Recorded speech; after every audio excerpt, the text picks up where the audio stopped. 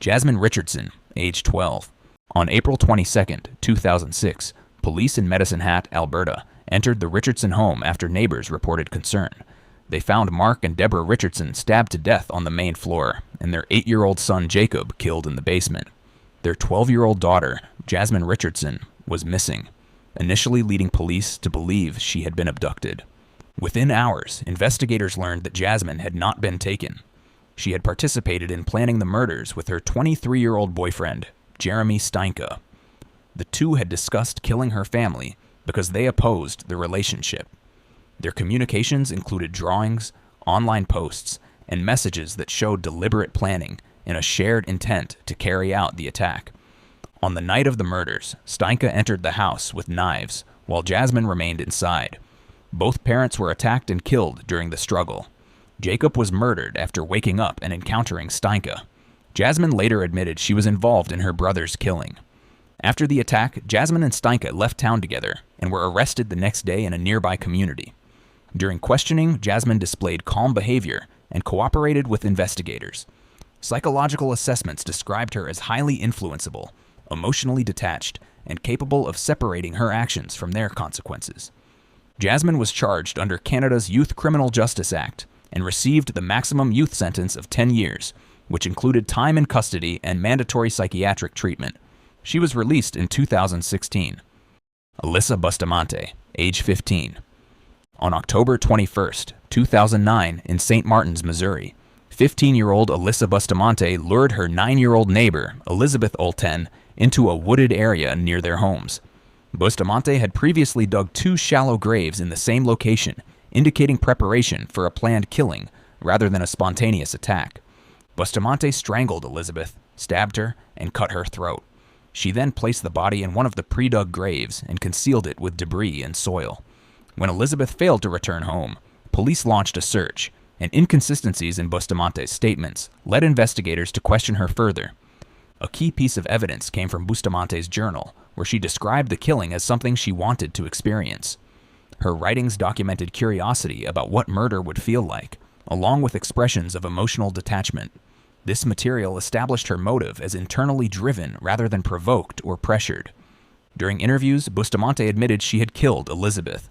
Psychological evaluations documented depression, self-harm, and a history of suicidal behavior, but they also noted deliberate planning and awareness of the consequences of her actions.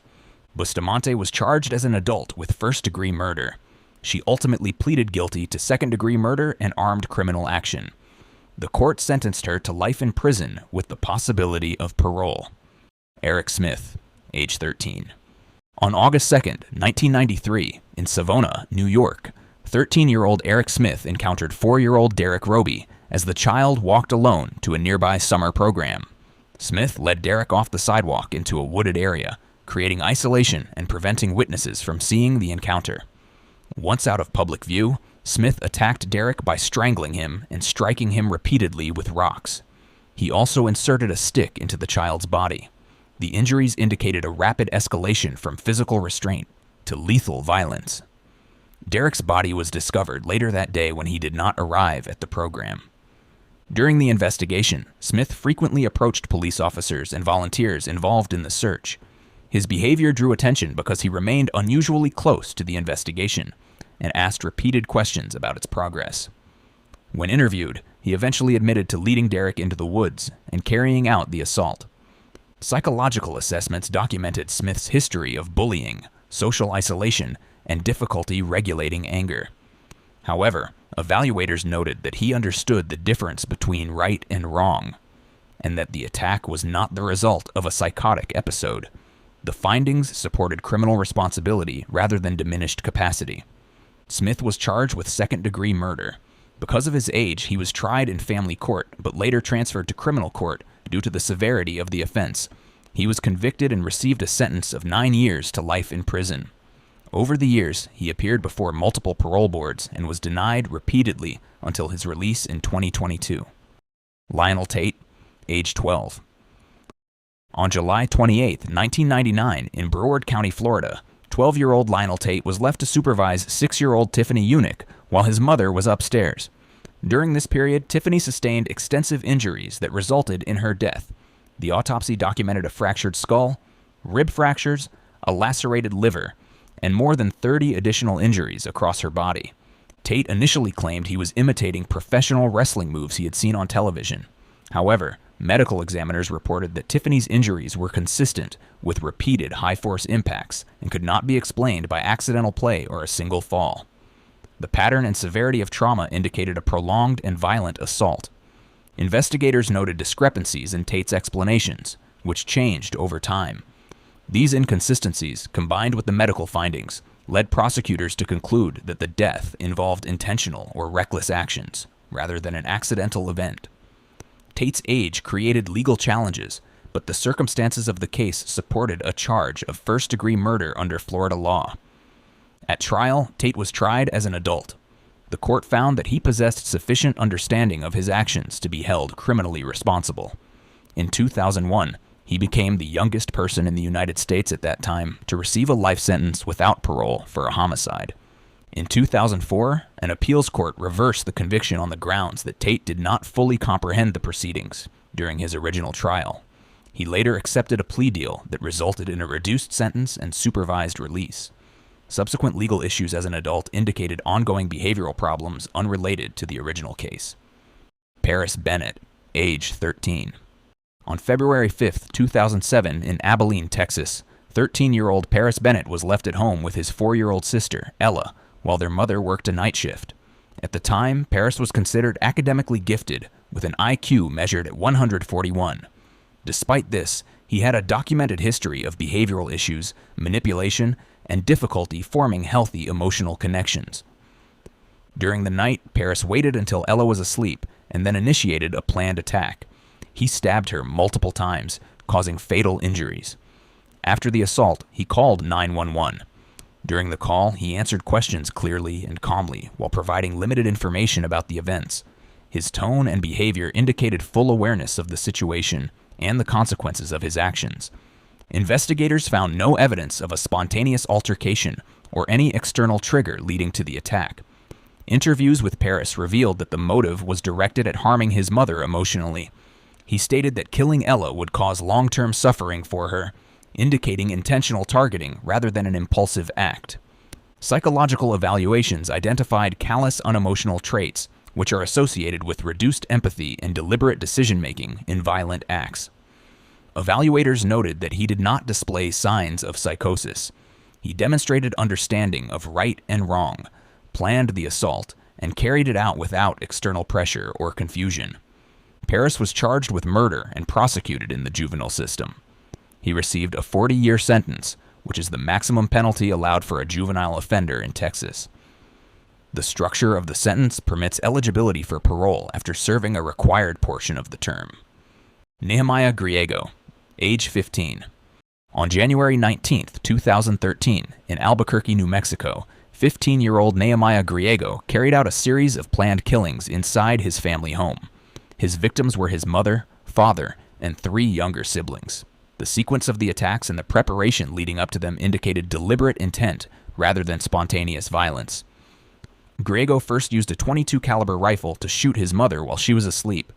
After the initial shooting, he went to the bedroom shared by his 2 youngest sisters, ages 5 and 2, and shot them as well.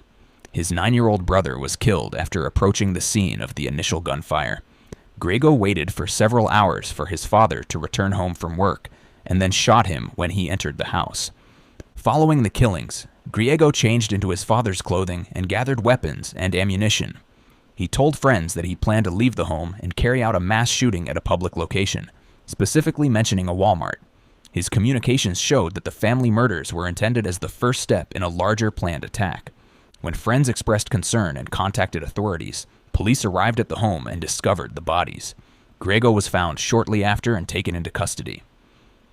During questioning, he provided detailed descriptions of the order of events and the reasoning behind each decision, demonstrating clear awareness of his actions. Psychological evaluations documented long-standing interest in weapons, exposure to strict household discipline, and signs of emotional detachment. However, evaluators concluded he did not suffer from a condition that prevented him from understanding the nature of the crimes. His planning behaviors, from weapon selection to post-offense intentions, were consistent with purposeful decision-making. Because of his age, prosecutors were restricted to the juvenile justice system. Griego was ultimately sentenced under juvenile guidelines, with the possibility of adult sentencing review, depending on behavior and risk assessments.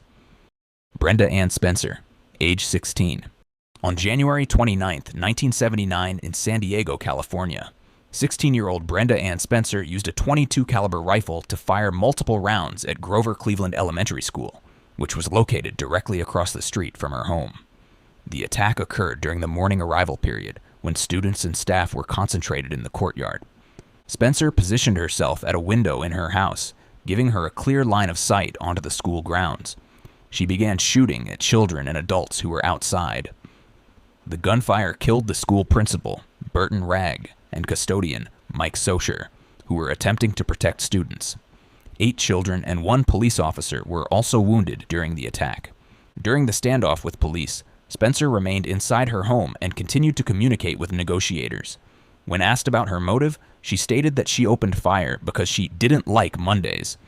This statement became a key element of the case because it indicated a lack of specific grievance or targeted conflict, and suggested internal motivations unrelated to any specific victim. Investigators found no evidence of a struggle, intruder, or external trigger for the attack. Spencer had received the rifle and ammunition as a recent gift. She had a documented history of depression, disciplinary issues at school, and prior comments expressing violent intent. These factors provided context, but did not negate her ability to understand the consequences of using a firearm against others. Spencer was charged as an adult with murder and assault with a deadly weapon. She pleaded guilty and received a sentence of 25 years to life. Parole hearings over subsequent decades noted continuing concerns related to insight, accountability, and risk. Jared Y., age 15. In 2012 in Gilbert, Arizona, 15-year-old Jared Y. carried out a planned attack that resulted in the deaths of his father, mother, and younger siblings. The killings occurred inside the family home and were executed in a sequence that indicated deliberate preparation rather than spontaneous violence. Jared used a firearm taken from the home. He first shot his father while he was asleep, ensuring there was no opportunity for resistance. He then moved to his mother's room and shot her in a manner consistent with the same planned approach. After killing both parents, he went to the bedrooms of his younger siblings and shot them individually. The order of events showed a systematic method aimed at eliminating each family member without allowing any of them to intervene or escape. Following the murders, Jared gathered additional weapons and supplies from the home. His actions after the killings included preparing to leave the scene and presenting explanations to others designed to delay detection. These behaviors demonstrated awareness of the seriousness of the crime and an effort to manage the aftermath. When questioned by law enforcement, Jared gave calm, organized statements about what he had done. He did not show signs of confusion or impaired understanding. Investigators documented that he had expressed a desire to remove himself from his family environment and believed that killing them was a way to completely separate from his previous life. Psychological assessments identified emotional detachment and limited empathy, but did not find evidence of psychosis or cognitive impairment. Evaluators concluded he had the capacity to understand the nature of his actions, the permanence of the killings, and the legal consequences. Because of the number of victims and the planned nature of the attack, prosecutors pursued the most serious charges available. Jared was convicted and received multiple consecutive life sentences, which ensured he would not become eligible for release. Joshua Phillips, age 14. On November 3, 1998, 8-year-old Maddie Clifton went missing in Jacksonville, Florida. After a week of searching, her body was discovered inside the waterbed frame in the bedroom of 14-year-old Joshua Phillips. His mother found it after noticing fluid leaking from the bed. During questioning, Phillips admitted that he struck Maddie with a baseball bat inside his home, then hid her under the bed frame and later inflicted additional stab wounds. The autopsy confirmed multiple injuries from both blunt force and sharp force trauma, showing that the attack involved more than a single impulsive blow. Keeping the body hidden for 7 days demonstrated knowledge of wrongdoing and an attempt to avoid detection. Phillips continued his normal routine during this period, indicating deliberate concealment rather than panic. Psychological evaluations found no psychosis or cognitive disorder. Phillips understood the nature of his actions and the consequences, though he had limited coping skills and fear-based reactions. He was charged as an adult with first-degree murder. Based on the medical findings, his statements, and the concealment behavior, he was convicted and sentenced to life in prison without parole, later subject to resentencing review due to changes in juvenile sentencing law. If you found these cases deeply unsettling, remember, this was only part 2. To see how this series began, with some of the youngest serial killers and child murderers ever recorded, make sure to watch part 1, linked right here on screen.